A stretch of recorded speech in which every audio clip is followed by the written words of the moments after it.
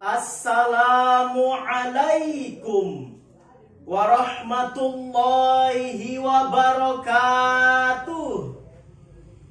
Alhamdulillahilladzi amarona bil jama'ah wa nahana 'anil tafarruqi wal 'asabiyyah. Assalatu wassalamu ala sayyidina Muhammadin wa ala alihi wa sahbihi wa man tabi'ahu risalatah, amma ba'd. Dewan Hakim yang arif dan bijaksana, hadirin sebangsa dan setanah air yang kami hormati, Bung Karno, Presiden pertama Republik Indonesia, dalam sidang persiapan kemerdekaan Republik Indonesia 1 Juni 1945 pernah berkata, negara kesatuan Republik Indonesia ini bukan milik suatu golongan, bukan milik suatu agama, bukan milik suatu suku, bukan milik suatu adat istiadat, tetapi milik kita bersama. Tidaklah mungkin bangsa ini terus maju dan berjuang bersama tanpa adanya kekuatan berbangsa dan bernegara.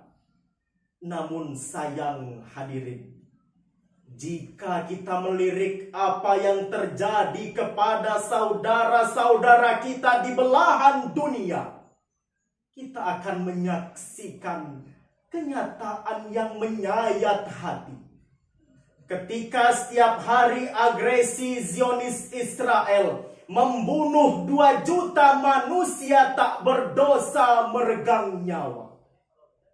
Di Myanmar, percikan darah balita Rohingya tanpa dosa menghembuskan nafas terakhir di pangkuan sang ibunda. Di Cina, diskriminasi terhadap suku Uighur yang mayoritas Muslim, mereka tak mendapatkan fasilitas negara, tak adanya hak asasi manusia, disiksa, dipaksa, bahkan dilarang menyembah sang kuasa. Sangat miris hadirin melihat manusia bertengkar karena perbedaan yang ada. Oleh sebab itu, maka pada kesempatan yang berbahagia ini, kami akan menyampaikan syarahan Al-Quran yang berjudul Merawat Keberagaman Berbangsa dan Bernegara, Perspektif Al-Quran, dengan rujukan Al-Quran Surah Al-Hujurat ayat 13. A'udzu billahi minasy syaithanir rajim.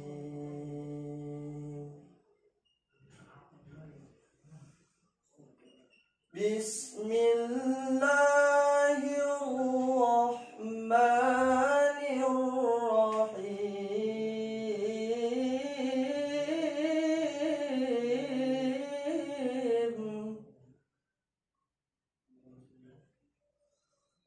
Ya ayyuhan nasu inna khalaqnakum min dzakarin wa untha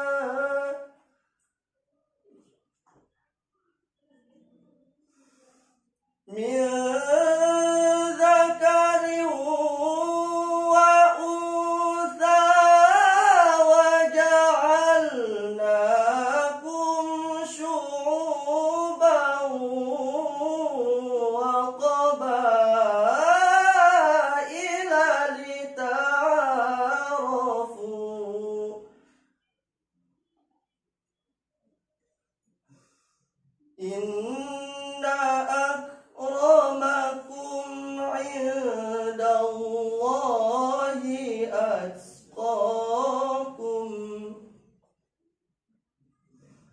Inna Allaha alimun khabir.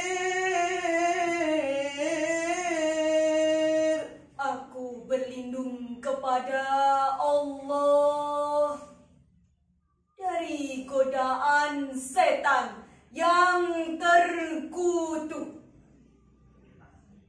dengan menyebut asma Allah yang Maha Pengasih lagi Maha Penyayang.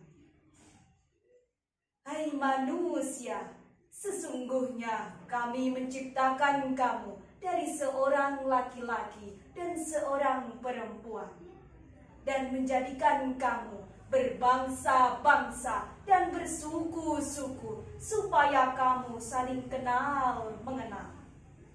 Sungguh, orang yang paling mulia di antara kamu di sisi Allah ialah orang yang paling bertakwa di antara kamu.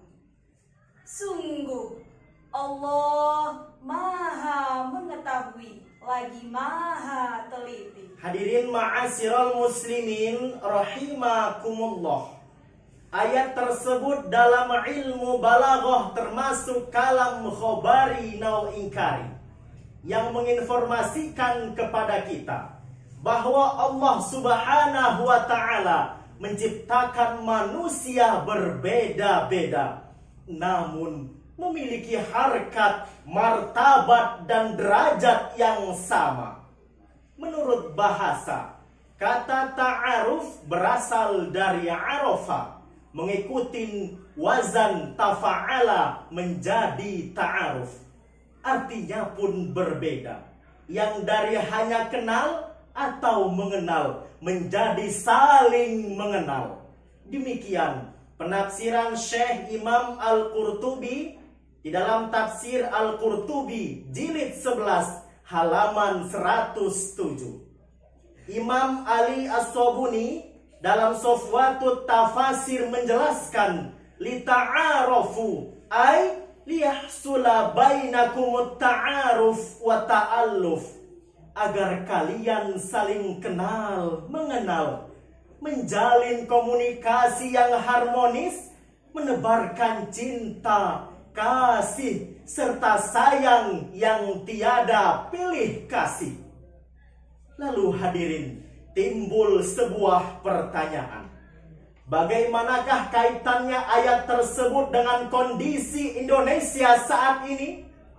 Alhamdulillah hadirin, tidak sedikit orang-orang yang menjunjung tinggi rasa persaudaraan. Tidak sedikit pula orang-orang yang mengutamakan persatuan. Namun sayang hadirin, mari buka mata dan telinga. Tidak sedikit pula orang-orang yang mudah tersulut perpecahan. Isu politik membuat para pemimpin jadi cekcok. Sindiran dan ejekan membuat mahasiswa saling tonjok. Perbedaan pandangan membuat aparat negara saling bentrok, bahkan saling olok, membuat masyarakat kita saling keroyok sampai bonyok. Betul hadirin? Na'udzubillahi min dzalik. Lalu timbul sebuah pertanyaan hadirin. Bagaimanakah solusi dalam merawat keberagaman berbangsa dan bernegara antar umat manusia? Sebagai jawabannya, marilah kita dengarkan firman Allah di dalam Al-Quran surah Ali Imran ayat 103. Wa'tasimu bihablillahi jami'an wa la tafarraqu wadhkuru ni'matallahi 'alaikum idh kuntum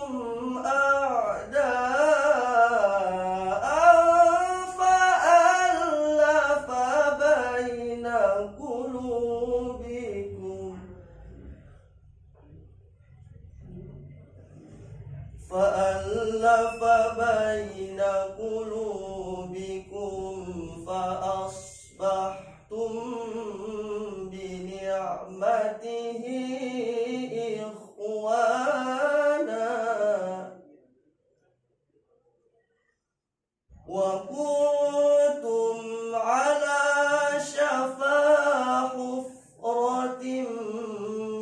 minan nari fa'anqadakum minha kadzalika yubayyinu Allahu lakum ayatihi la'allakum tahtadun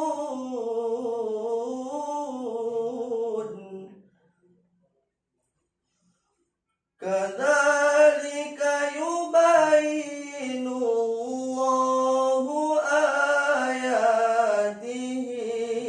la'allakum tahtadun. Shadaqallahul azim. Dan berpegang teguhlah kamu semuanya kepada tali agama Allah. Dan janganlah bercerai-berai. Dan ingatlah akan nikmat Allah kepadamu. Karena kamu dahulu pada masa jahiliyah bermusuh-musuhan. Allah mempersatukan hatimu. Lalu menjadilah karena nikmat Allah orang-orang yang bersaudara. Dan kamu telah berada di tepi jurang neraka. Lalu Allah menyelamatkan kamu daripadanya. Demikianlah Allah menerangkan ayat-ayatnya kepadamu agar kamu mendapatkan petunjuk. Maha benar Allah dengan segala firman-Nya. Hadirin ma'asyiral muslimin rahimakumullah. Menurut Syekh Imam Al-Qurtubi di dalam tafsir Al-Qurtubi jilid 4 halaman 159 menjelaskan bahwa Allah Subhanahu wa taala memerintahkan kita bersikap toleran dan melarang kita sikap perpecahan.